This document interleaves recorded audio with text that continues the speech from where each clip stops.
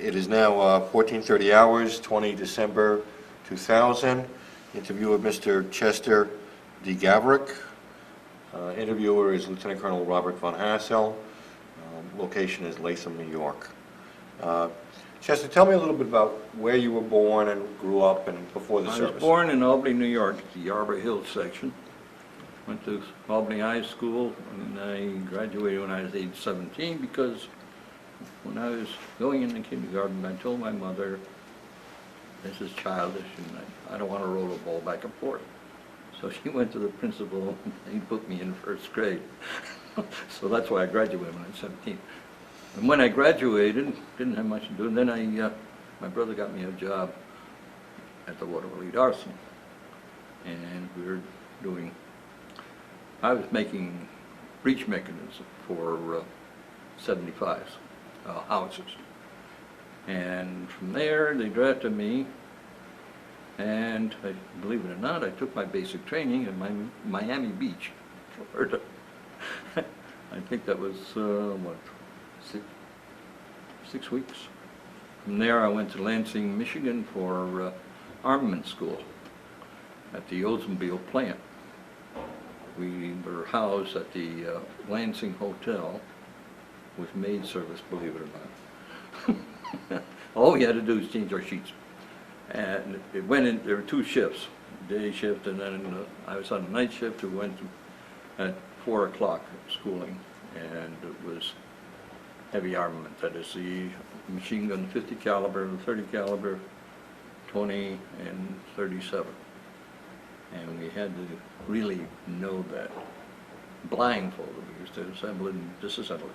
And the instructor says, you see all these tools are nice and all that. So he said, when you're going in the field, you're going to be lucky to have a screwdriver and a flashlight.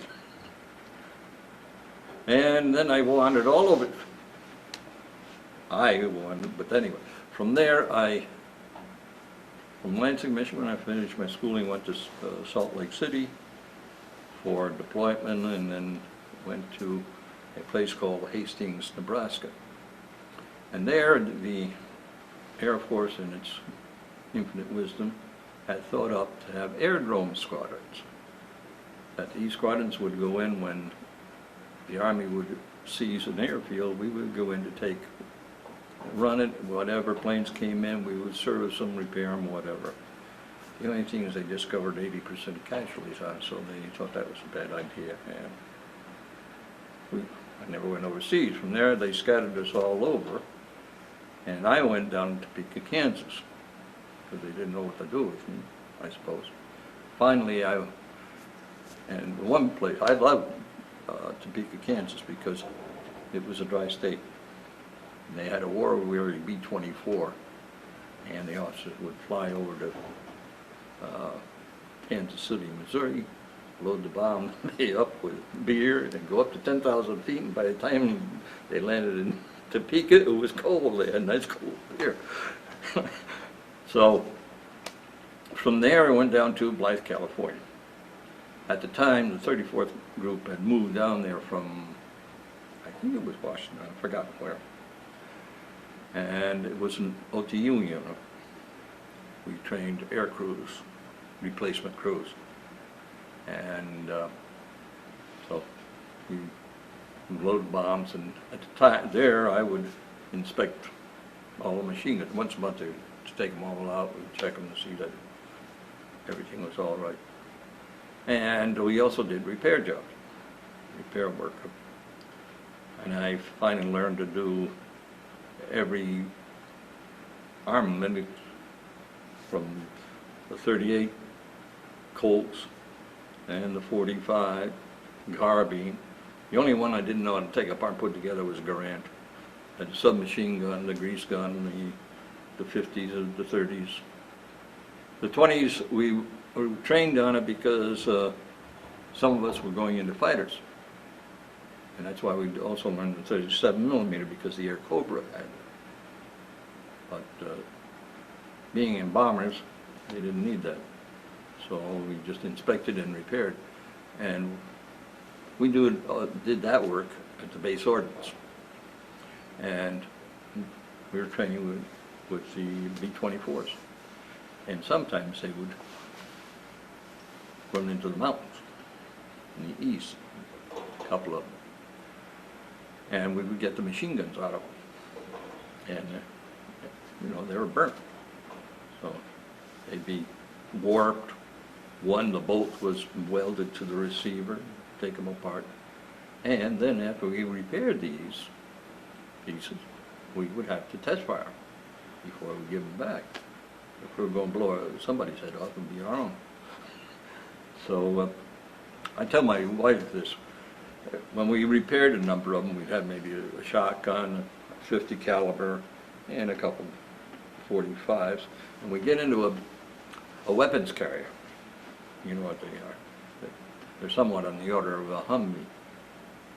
And we go out in the desert. And Camp Young was just north of us, and they would maneuver in the desert. Occasionally they'd be firing shots, and we'd hear a 75 go over. And so there's ruts. So my wife said, well, what'd you do? We went out in the desert, and then there was a bluff. I don't know if it was the riverbed of the Colorado or what. And we would fire into that bank. It was well out of the way of anything. And we had a tripod for the 50s, because the 50s were in the turrets, so the backplate was for our solenoid, you know, out of the electrical fire. So we would replace that with a backplate with the spade grip and the trigger. And we had the tripod, and put it on there, and we fire away. So, when, of course, with the kick on that thing, we fired. The fifth bullet would be going over the top of it. We had an officer, an Indian, typical Indian, didn't say a word. And we tried to fire, you know, get one shot off at a time. I could get 2 shots. He could get 1 shot. That's how sensitive and triggering yet. But anyway, I told my wife that I'd go out there and we would see jackrabbits, we shoot at them. She said, oh, the poor rabbits. I said, no. With all the ruts and everything, and this thing is going like this, we couldn't have hit anywhere. The rabbit was safer out there than he was in his hole. We couldn't hit him. So anyway, time went on. One time, we didn't know what we were going to do, go overseas or what. And our CO had come back from a tour in the South Pacific, and Hap Arnold had landed because the B-25 had engine trouble. And the colonel says, oh well, we'll fly up. He had to go up to Los Angeles, I think, or San Francisco. But he says, on one condition, I want to take my group overseas again.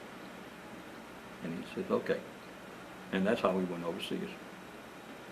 We left here across country, went to Miles Standish, where I saw my second movie star, John Wayne. He visited us. And that man had shoulders like this. And so we embarked on what was called the USS Wakefield. I think in civilian was, I'm not sure about this, I think it was the USS United States. We went over alone, 7,700 troops. In other words, we were overloaded but not double loaded. In other words, we had our own cots, whereas if it was double loaded, you took turns. And we took the long way.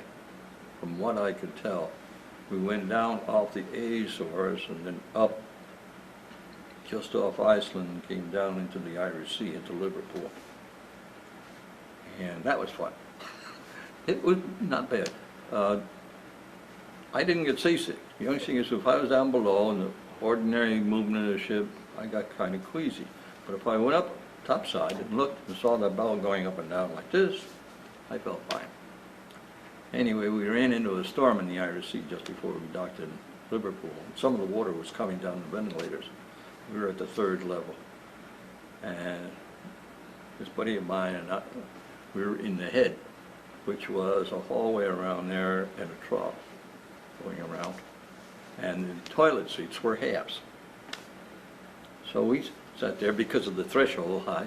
The water was sloshing around where in the sleeping quarters, and he and I were standing there, and we watched the water go by, and then come back, and then came by, and there was a can of peanuts, and that went away, never came back. And then, I don't know where this came from, but a half a seat came by, and and then I heard a fellow that was in the lower bunk, in another place, another area of the ship. He just laid there, and he watched the water go by. He picked up 5 cans of peanuts as they floated by. So, that didn't bother me. The more the ship bounced, the better off I felt. Finally, we docked in Liverpool, and we took a train overnight to Mendlesham. That was our base, station 156. And that was in East Anglia. You'd see it in here. And we were there waiting for our planes to be flown over. So we didn't have much to do. We were there a few days, and then we heard the dogfight overhead. Some of the guys got up on the barracks roof and laying up there watching. Shoot at each other. And then the planes, just before our planes came in, 17 came in, it was all shot up, and there was just the co-pilot, I think. He came in on his belly, I guess it was shot up. And he got out all right, but as it stopped, what was the number 1 engine, tore out and spun the ship a bit, and a fire started. And the British gave us one of their little fire engines, an old-fashioned thing, little red thing, and they came trundling out with this with a 1-inch hose, and they started to turn on the hose, and the water came out like this. They couldn't put it out, they just sat there and watched the plane burn up and all the ammunition cook off. Finally they got rid of it, and then our planes came in. We had 24s at the time. And we loaded it. I like the 24s because for us to load the bombs, they sat low on the ground. So everything was just right here. You're standing up and you could almost touch the top of the bomb bay. So you could just load them up. When we wanted to speed it up, at first we would crank the bombs, especially the 500s and the 1,000-pounders and the 250s. But when we shot up, there's 4 guys. I was one of them. We were about the strongest guy, but there's one fellow in my section. The ordnance section was 29 men and an officer. And he was about 5'7", good-looking guy, and he was built like Schwarzenegger, musky. And he drove a truck for his father before he got in the service. And somehow he had lost his thumb, first joint. He could lift anything and drive a truck you wouldn't believe. We loaded bombs at night on trailers. I don't know if you know what a bomb service trailer is, but it's about the size of a pickup truck. The wheels, 2 wheels in the back, and in front had a yoke instead of a tongue, hook up, and a double cast-ring wheel up front. This was at night, dark, no air. We're loading 250 pounders, and this was just before, no, D-Day. And so he would back the truck in with the 2 trailers, and he says, you stand there with the light where you want that rear wheel. And he put it there. And all we had to do was roll the bombs on. And I heard this afterwards, that because of D-Day, we were told, load your trailers, take them out. When you load the ships, go back and reload them again. He said, what's going on? To reload that. Ordinarily, we just load them up arm them, put the fuses in and all that, and they would go out for about 7 hours. So we loaded them, went back out. He went out, and he says, just as soon as you empty your trailer, give me the trailer, I'll go out and get loaded. So he went out there. We had an officer. At first, we had an officer, and he didn't like what he was doing. He wanted to get transferred. So he transferred to the motor pool, so we were more or less without an officer. But any time an officer has to sign something, our sergeant, tech sergeant in charge, would go to him and he'd sign it and take care of it. Well, that went on for about 3 months. Then they sent us an officer just out of OCS. He was a former bank clerk. He didn't know anything about ordnance. So he came out there and he saw, his name was Brycewood. Can't think of his first name now. But there he is, taking bombs and putting them on. 24 of them onto a trailer. And the lieutenant came out and said, Sergeant, he said, the bomb load calls for 250 pounders and not 100 pounders. He said, sir, they are 250 pounders. And he loaded those 24 on the trailer. Amazing. So what we developed for 500 pounders, his bosom buddy was 6 foot, so it was Mutt and Jeff, you know, they're always together. And another Polish fellow named Stankiewicz, Al Stankiewicz from Pittsburgh, I think he was. The 4 of us, we would, that's why I loved the B-24s. The crews, we had 4 crews of 4 men each that would load each plane. I was a crew chief on one of them. So we'd go to one plane and say, okay, put the first 4 bombs up, because they had to hoist those up.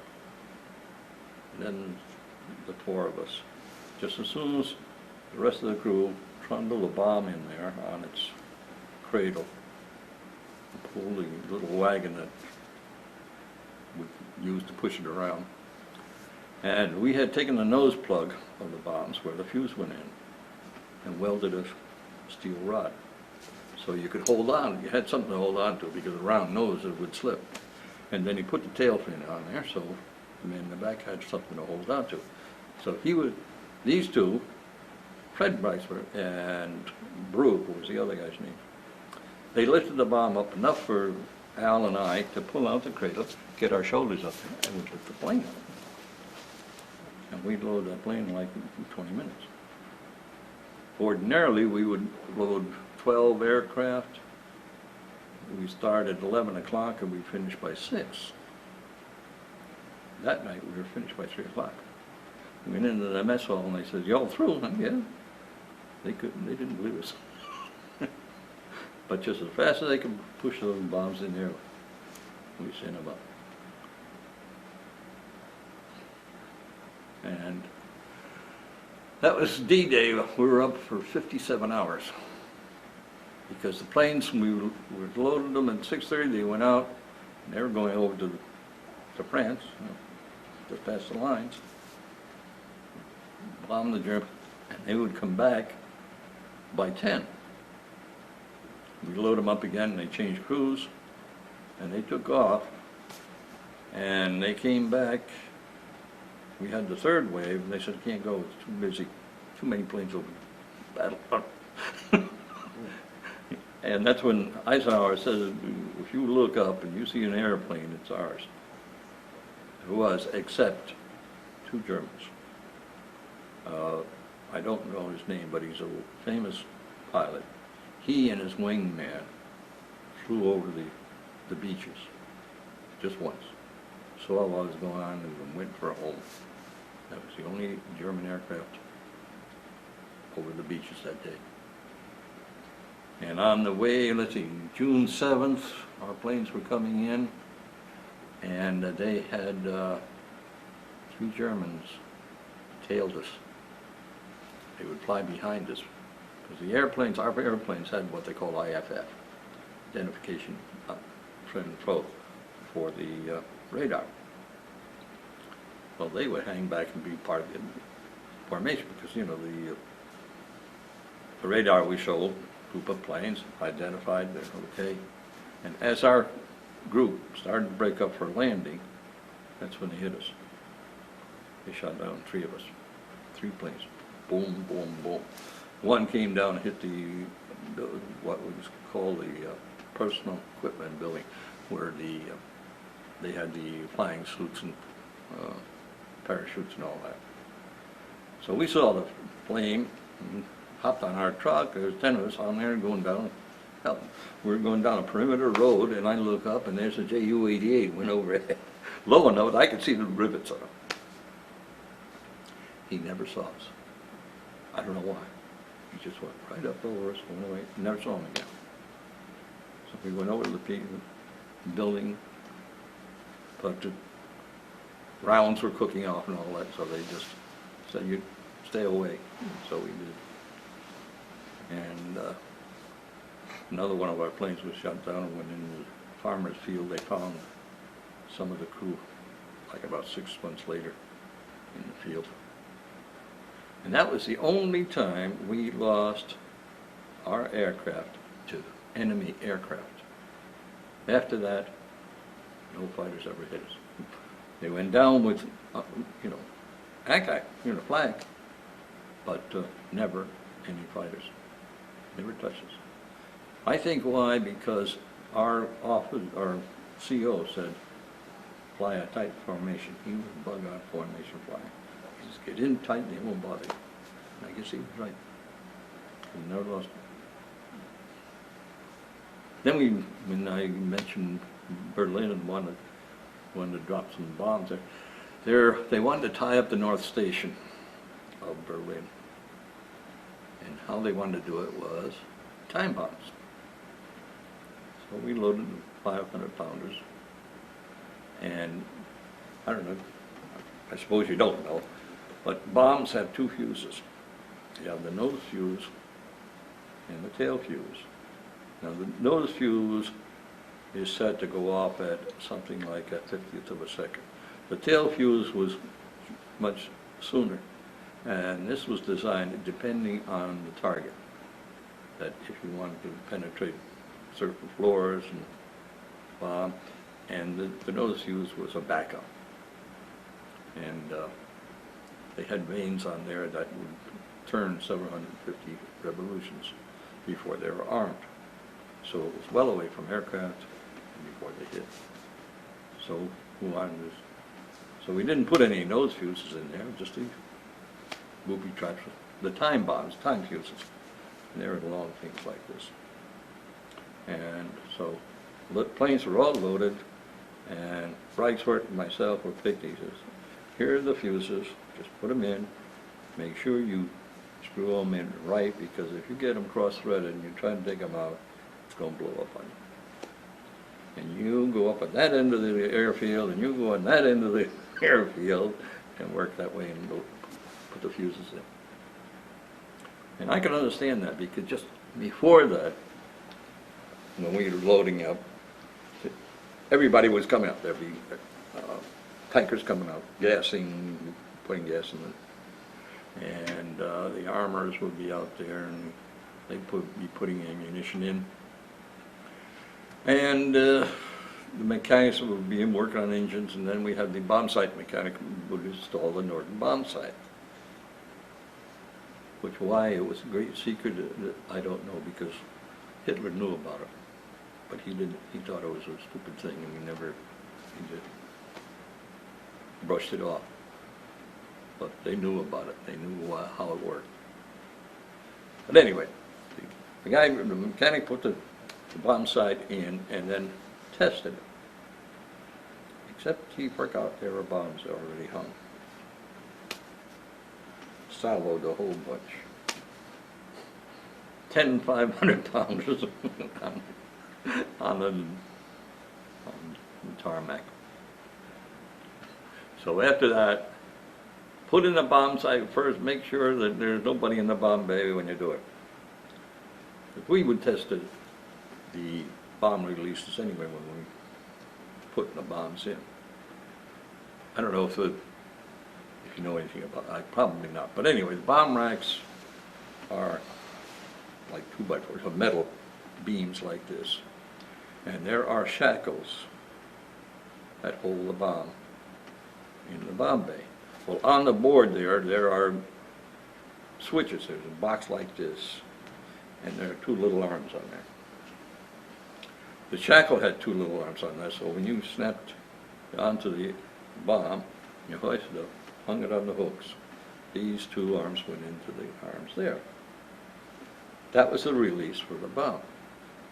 So when the bombardier, he had what was called an intervalometer. He had a dial on there that he could set it to either drop the bombs all at once or at certain intervals, depending on how much they wanted to cover. So what we would do, put it on salvo before we would cock all these, hit the switch, let them go, click and see that they're working, then they cock them again, and then we start loading the bombs in. So, and then when, on that order, when we were dropping chow hound food,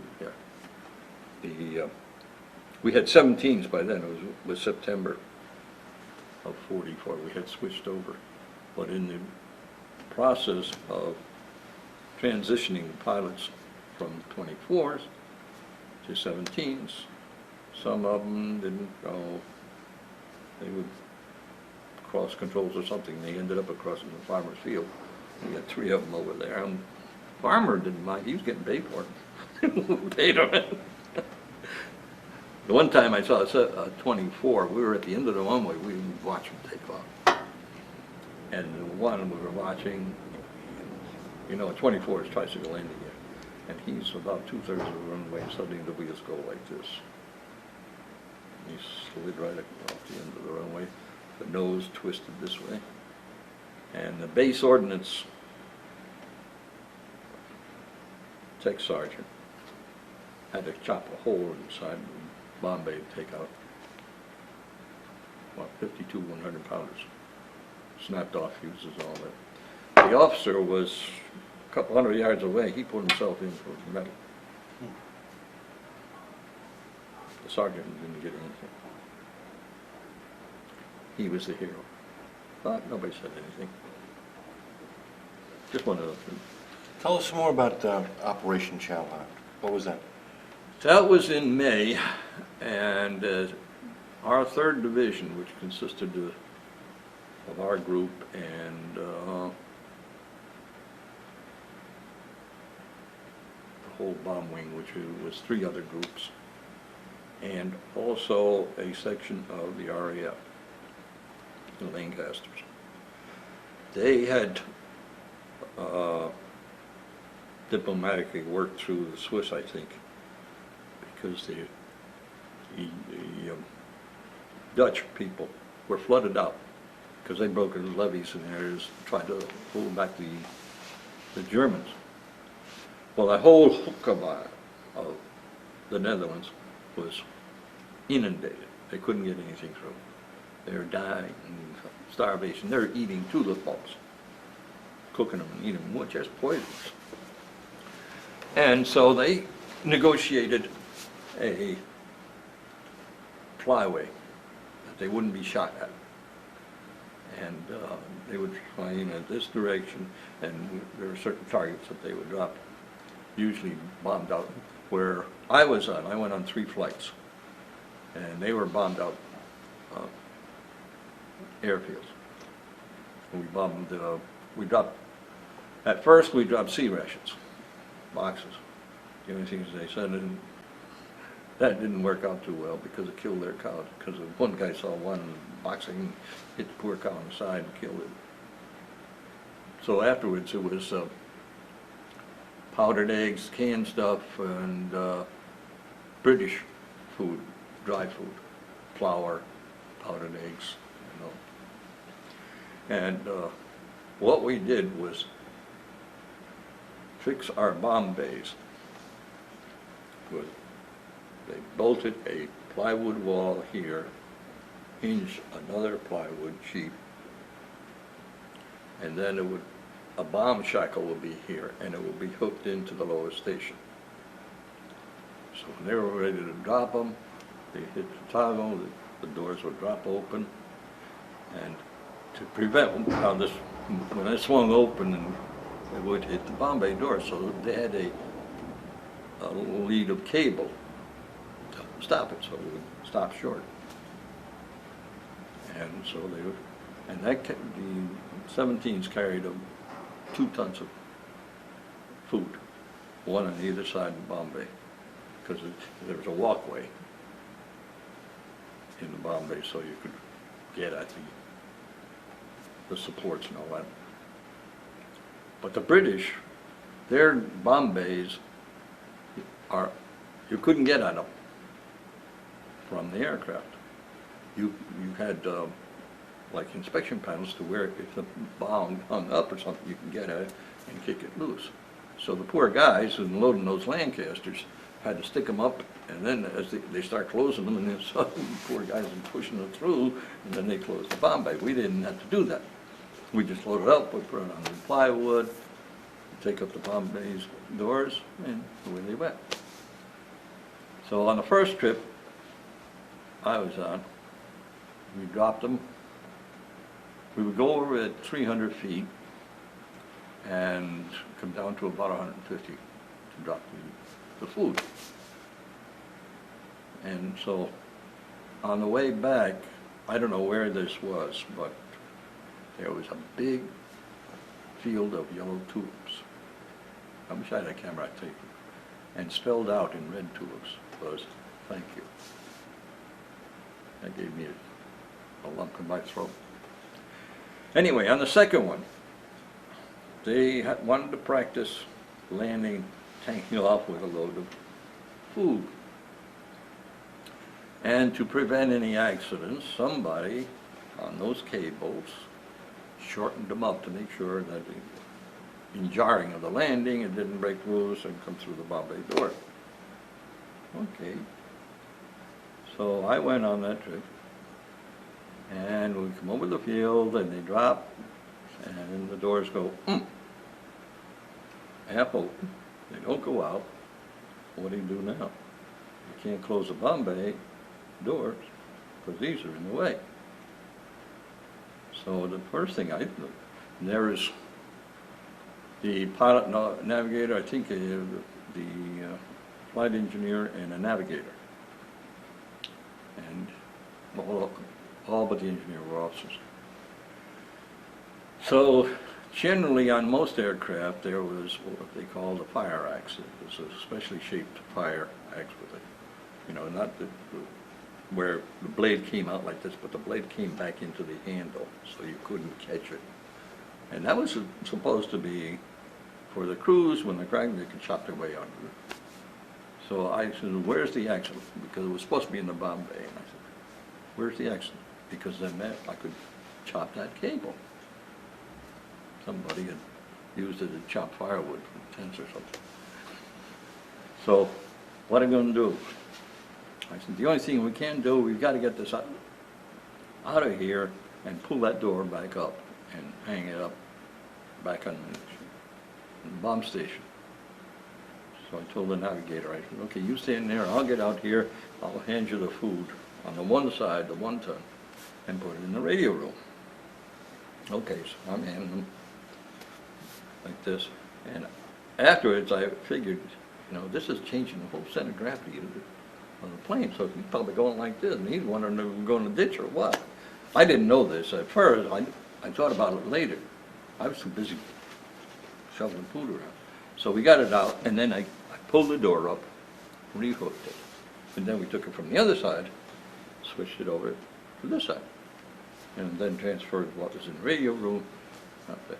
Because with the bomb bay doors down and trying to come down there, they could either break loose or, don't know what's happening, could crack up. But anyway, we got it closed just about 15 minutes out of the base, pulled up the weave of the doors, and that was it. But I came out swearing. I said, "Who's the stupid son of a bitch that tightened those things up and didn't loosen them?" Then, on the third time, that was just the day before they surrendered. in the Netherlands. We were flying over, and people are waving flags, the Dutch, even the Germans were waving us, because they were starving too. And when I was in the Kiwanis, I still am in the Kiwanis, and we give programs on things, you know, information for people. And so it was my turn to give a program. So I gave a program on this chow home, where they dropped, and how much tonnage we dropped and all that. And a member of our group stood up, and he was a Dutchman, an architect, who had joined the club, and after I had finished, he says, "I was 12 years old when you came over and dropped the food." And when they dropped the food, the mayors who'd be in charge, nobody ever stole any food. They shared everything. They cleaned it all in one place, and then they would, you know, dole it out. So that's chow hound. Must have felt pretty good about participating in that. Yes. I know I saved somebody's life, at least one. How are we doing on time, man? Any questions? Well, let's see, anything else you'd like to add? Other experiences? No, good to see. Say again? Oh, we used to horse around, crazy things. Let's see, well, it was after D-Day, we were drag racing a full tank of 100 octane gas, and we had 5 trailers of 500 pounders, and I was sitting on the last bomb. And we raced down there. On guard duty was great, you know, being in the Army, and there's a protocol, all who goes there. Never. I was on guard duty one time, and I had my fur sheep line jacket and pants and everything, and I would just sit down and lean against the tire of the plane. I had a carbine, and if I heard a car coming or a jeep, wait until it come close, and then I just rack the bolt back. They stopped. And once they heard that, that's it. They'll do it. One other time at another bomb dump, not ours, but at the time I inherited a 45 from one of the air crews who went down in Sweden and was interned. So they said, "Oh, his 45 is here. You want it?" "Yeah, okay." So everybody in my group, they had to stand guard rather than a carbine. They took the 45. We had a little guard house. All the bomb dumps had that. And so somebody, a wise guy, don't know whether it was an officer or who, at this other bomb dump, he went through the guard post, and the guard just stepped out and went, He stopped, and he came crawling back.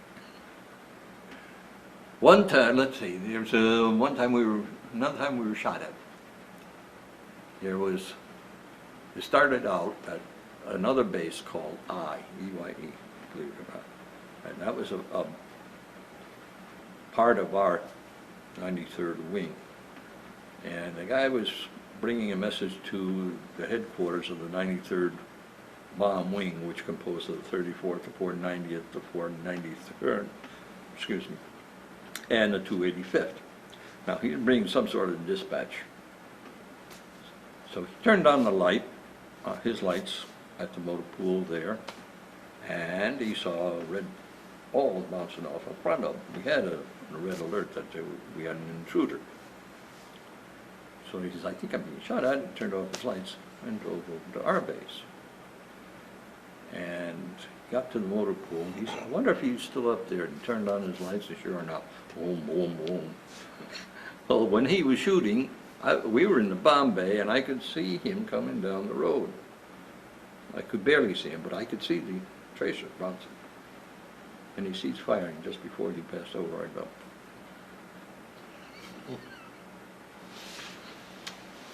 That was it. Looking back now, you feel like it was worth it? Yes, Why? it was for freedom. We had a job to do, and we did it. You're proud of what you did? Yes, very much so. Any other last thoughts? I wouldn't want to do it again, I think that's But- good. yeah. You wouldn't want to do it again? No, it's rough. I mean, because I've seen bodies come out, with red flares when they had wounded aboard. That's not nice to see.